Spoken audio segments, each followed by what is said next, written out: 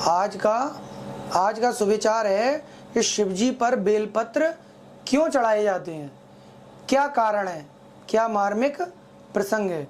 शिवजी पर सभी बेलपत्र चढ़ाते हैं, पर क्यों चढ़ाते हैं, इसका चढ़ाने का कारण क्या है। अधिकतर सभी बस होड़ में चढ़ाए चले जा रहे हैं, लेकिन किसी ने यदि शिवजी के भक्त से पूछा तो उन्होंने बता दिया कि कृपा होगी।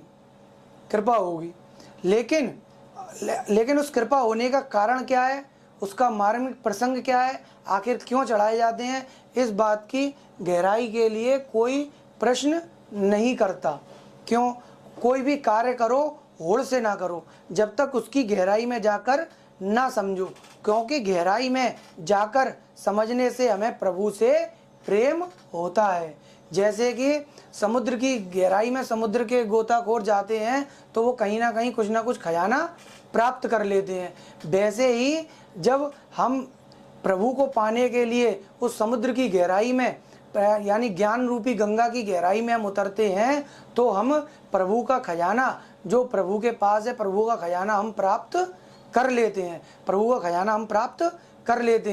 और क्योंकि पार पर रहने से खजाना हमें कभी जीवन में प्राप्त नहीं होगा, पार पर रहने से केवल हमको प्रपंच ही मिलते हैं। गहराई में जाने से हमको प्रभु का खजाना मिलता है, उनकी भक्ति मिलती है, और पार पर रहने से केवल हमको प्रपंच ही मिलते हैं।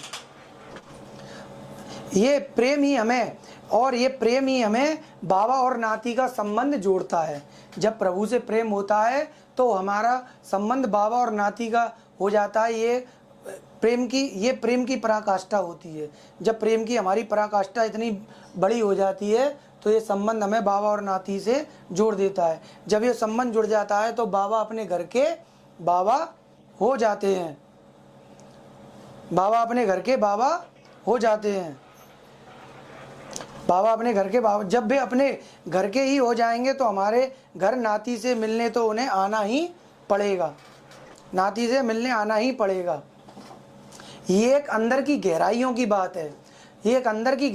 बात है। जब हमें प्रभु से बहुत अंदर से प्रेम हो जाता है और उनसे प्रेम की पराकाष्ठा इतनी ऊपर हो जाती है, तब ये बातें गहराइयों की निकलती है, अपने मुख से निकलती है। और ये बात जबकि है जब भोले बाबा का विवाह पार्वती जी से नहीं हुआ था। महादेव तो कैलाश में बरगद के पेड़ के नीचे तपस्या करते थे। ये बात तब उस समय बेलपत्रों का कोई महत्व नहीं था, लेकिन पार्वती जी ने महादेव को प्राप्त करने के लिए बेलपत्र के पेड़ के नीचे तपस्या करी। तो उस समय कोई महत्व नहीं था, लेकिन पार्वती जी ने महादेव को प्राप्त करने के लिए बेलपत्र के पेड़ के नीचे तपस्या करी। जब पार्वती माता और बाबा का विवाह हो गया,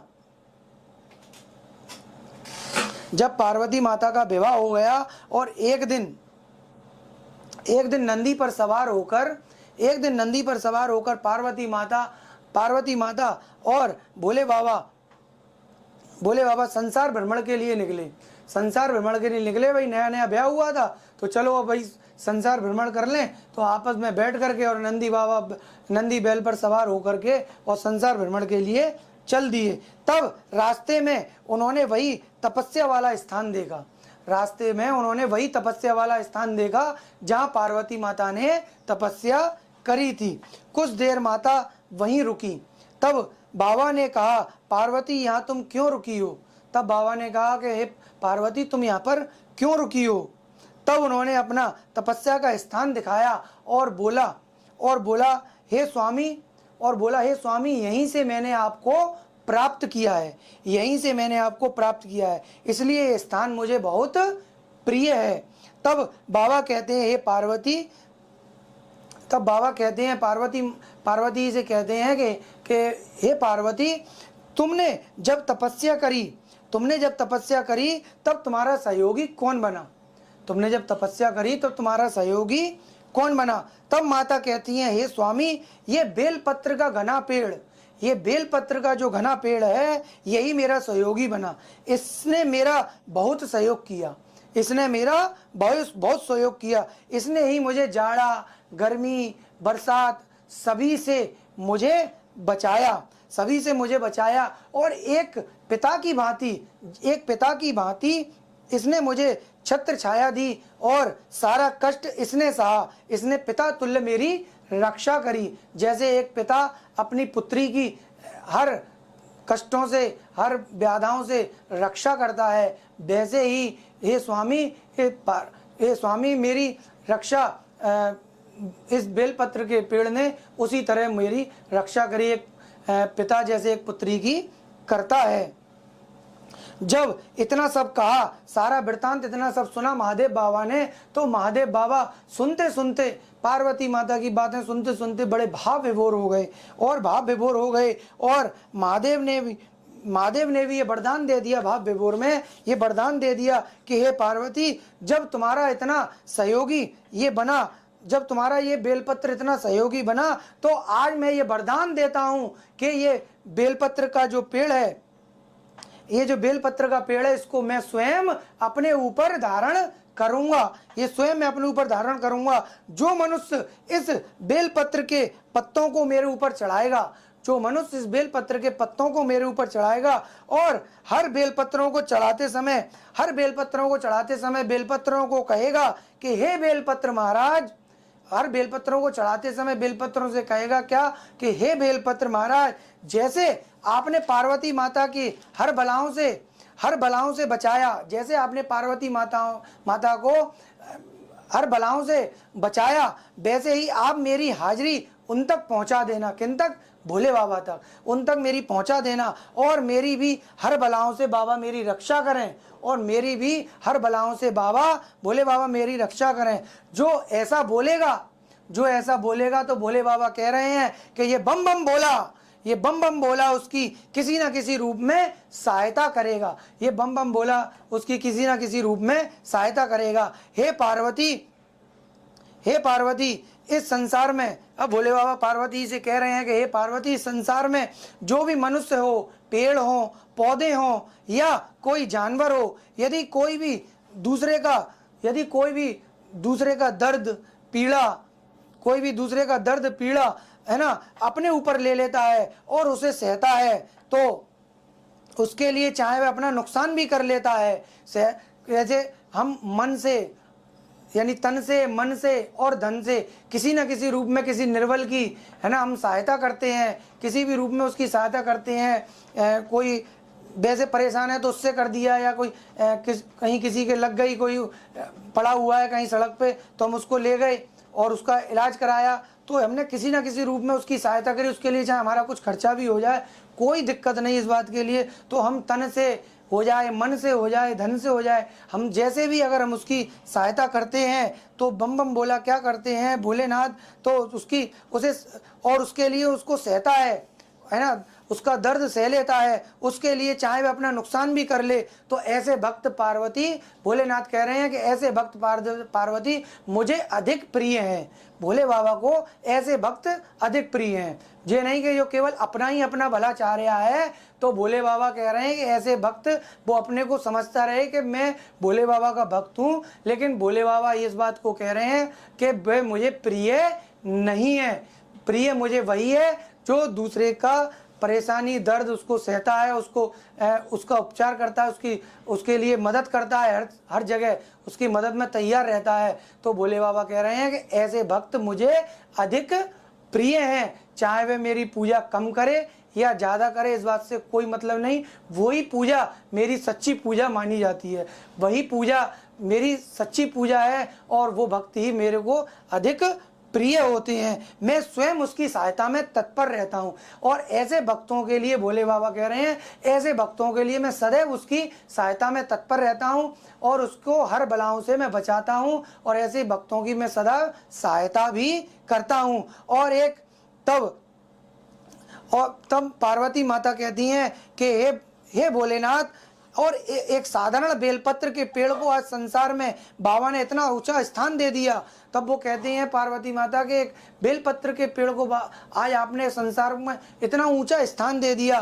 तब पार्वती माता अति प्रसन्न होती हैं। तब पार्वती माता अति प्रसन्न होती हैं और बोलती हैं कि स्वामी आप तो बड़े ही भोले हैं, एक छोटी सी बात पर आपने बेलपत्र के पेड़ को इतना बड़ा स्थान दे दिया, आप बड़े ही भोले हैं।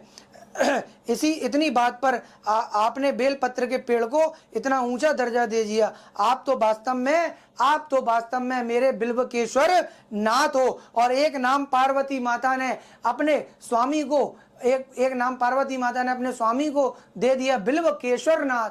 बोलो प्रेम से बिल्वकेश्वर नाथ भगवान की जय।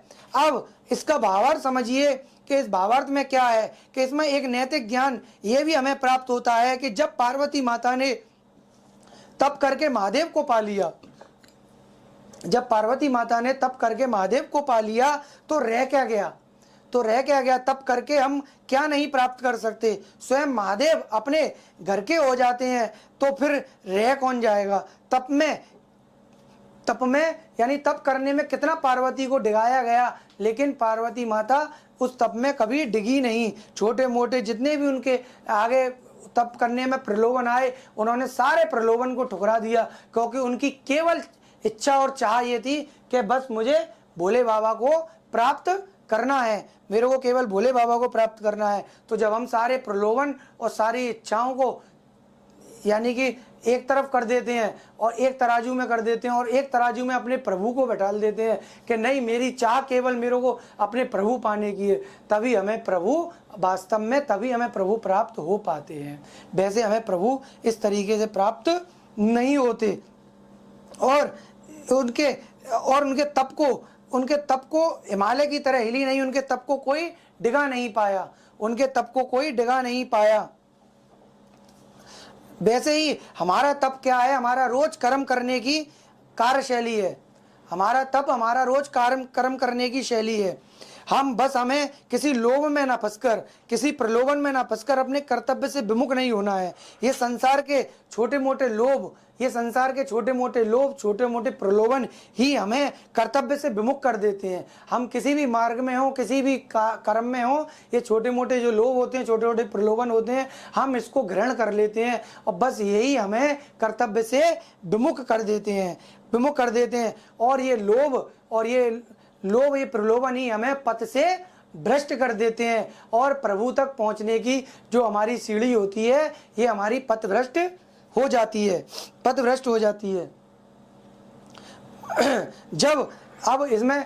जैसे हमारे देश के प्रधानमंत्री होते हैं। हमारे भोले बाबा भी कौन है? इस संसार के प्रधानमंत्री हैं। तो जब हमारे देश के प्रधानमंत्री हैं, एक उदाहरण जैसे है कि हमारे देश के प्रधानमंत्री हमारे घर के हो जाएंगे तो हमारे छोटे मोटे जो संसार के अधिकारी होते हैं वो फिर हमारा कुछ भी नहीं बिगाड़ पाएंगे। ठीक वैसे ही जैसे बाबा हमारे अपने घर के हो जाएंगे तो ये छोटे मोटे जो भी हमारे ग्रह हैं, नक्षत्र हैं, ये हमारा कुछ भी नहीं कर पाएंगे, क्योंकि जब बाबा अपने घर के हो जाते हैं तो ये छोटे मोटे अधिकारी भी जो होते हैं उस भक्त का, उस नाती का है ना ख्याल रखते हैं, क्योंकि उनको मालूम है कि कल बाबा का जब दरबार लगेगा तो हमारी डांट पड़ जाएगी। इसीलिए वो भी उस भक्त पर अपनी कृपा बरसा देते हैं। इसीलिए कहते हैं कि जहाँ पर कृपा राम की होई